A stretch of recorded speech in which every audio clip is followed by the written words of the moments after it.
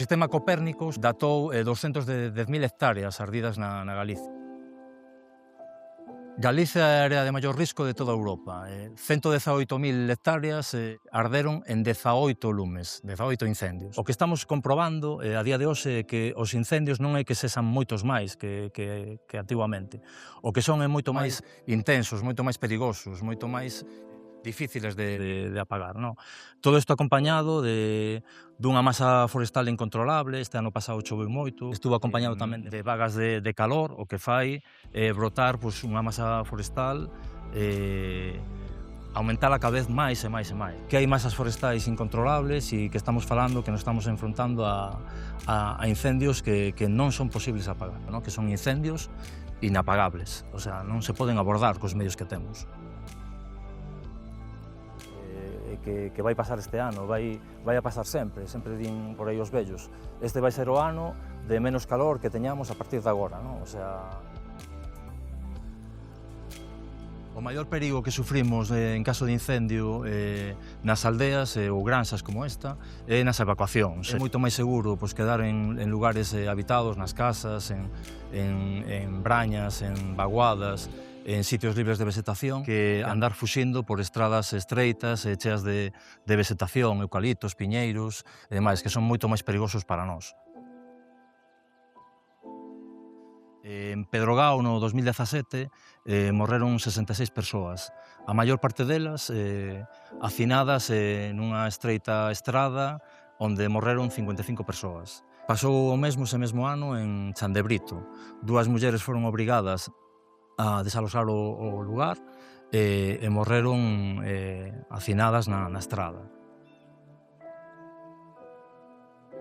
Entón temos que ser conscientes da perigosidade que é abandonar os lugares, sobre todo nesta Galiza, cunha masa forestal continuada, invadindo as estradas. O sea, a base de todo o esforzo debería de ser na prevención. Parece increíble que cando vamos ao noso traballo, teñamos unha PRL, realmente unha lei de protección de riscos e tal, que todos sabemos, estamos 8 horas nun traballo e sabemos que temos que ir a un lugar seguro. O sea, está establecido así, hai sinales e tal, e o resto do tempo, moito maior que do que pasamos no traballo, cando habitamos as nosas aldeas, non sabemos onde ir.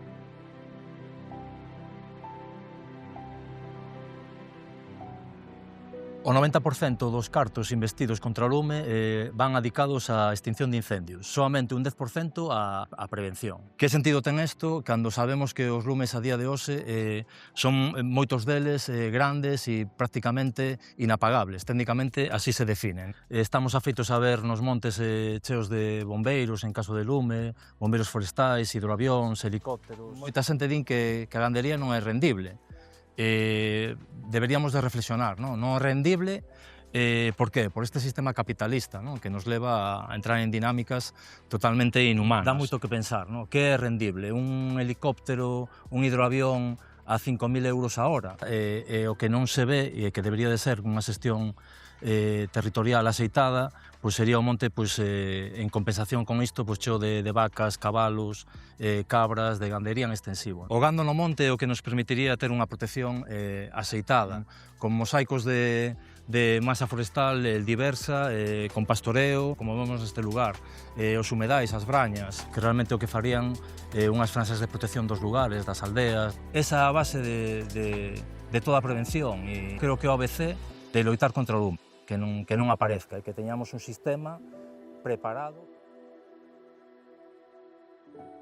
Ter uns recursos a nivel social que nos valgan para prepararnos para o que nos ven enriba é fundamental. Eso non o pode facer ninguén que veña de fora, porque non coñece.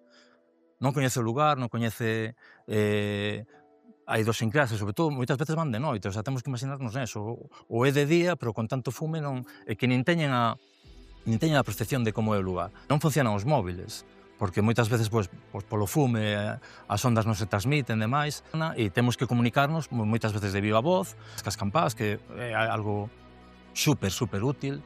as comunidades de montes que teñen un beneficio que revertir na sociedade, pois animalos a anticiparse a todo isto, mercar un xerador de enerxía. Se queren mercar unha autobomba pequena, un cocheciño, eso sería maravilloso, porque vai facer falta. Quenes son os coñecedores realmente do lugar, de onde veñen os ventos, cales son os lugares seguros, a xente do lugar, a sabedoría popular dos sitios, daquela prescindir dese coñecemento, desa sabedoría, vai nos levar ao que está acontecendo agora mesmo. Como enlazar ese sistema de prevención de lumes profesional ca colaboración cidadá? Organizándonos. Organizarse como sociedade, e no caso dunha emerxencia, pois ter 4 ou 5 conceptos claros. Un lugar seguro na aldea, nas comunidades de montes, nos sitios habitados, o adro da iglesia, pois o centro social, o sitio de esparcimento de unha vaguada, un río, un regato, onde sabemos que é un lugar seguro. Se unha persoa pode acompañar a motobomba, normalmente un bombeiro forestal con unha motobomba, pois que persoa vai ser? Pois a que coñece os lugares, que normalmente anda co tractor. Repartir as tarefas, pois se cada unha persoa determinada pois non é quen de subir ao monte para axudar os brigadistas a tirar das mangueiras, pero é moi consciente pois de seguir un orden dos grupos que saen para o lugar onde van. O que nos leva inconscientemente o ser humano é sempre a botar unha man. Esas persoas teñen que concentrarse no lugar, pois previas campanas seguramente da iglesia, e alguén que simplemente chequee o que ti non podes ir en pantalón corto, vai a túa casa ou trae, sabe por si estamos preparados, cando chegamos ao lugar, pois saímos ir cun pantalón de traballo, un pantalón vaquero, unhas botas, uns guantes ao mellor de coiro, se temos unhas gafiñas moito mellor, e unha mascarilla sería maravilloso. E sempre levar auga para hidratarnos. O sea, eses 4 conceptos de como ir a traballar xa son fundamentais para todo.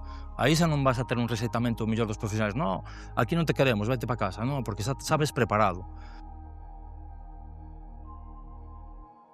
Ante esta emerxencia climática e todo o que se nos ven enriba, non cabe outra que organizarse. Organizarse como sociedade, nas aldeas, nos lugares, nas comunidades de monte. E empezar xa cunha prevención activa e fomentar o coñecemento e organizar.